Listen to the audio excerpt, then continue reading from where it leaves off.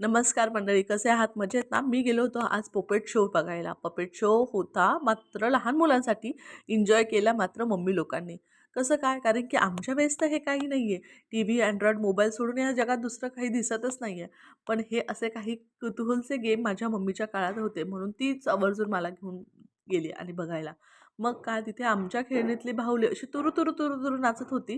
ते बघून मात्र मज्जाच आली. अशी गरका घेऊन गरकी घेत होती. म्हटलं, "ए कंबर मोडेल तुझं." पण ती काय ऐकेना. तिला कोणीतरी नाचवणार होता. मग काय या पठ्ठ्याने काय समोरच्याला लाथा मारणं सोडलं नाही.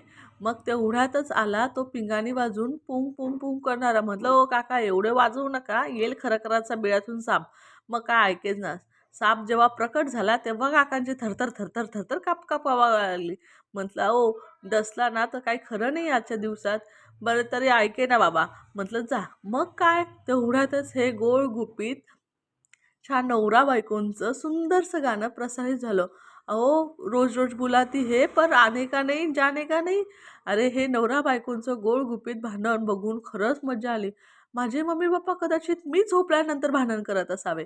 कारण की माझ्यासमोर तर कधी ते भांडत नाही. ते खूप प्रेमाने राहतात, गोड-गोविंदाने राहतात. कारण की ही आमची स्वीट फॅमिली आहे आणि हे काय नवरा-बायकोंची नोकझोक चालूच राहते. मग काय ह्या सुंदर जगामध्ये नवरा बिचारा कसा पिटला जातोय काम करून, प्रेशराईज होऊन, बाकीच्यांच्या सर्वांचे ऐकून, बायकोचं ऐकून ते कळालं.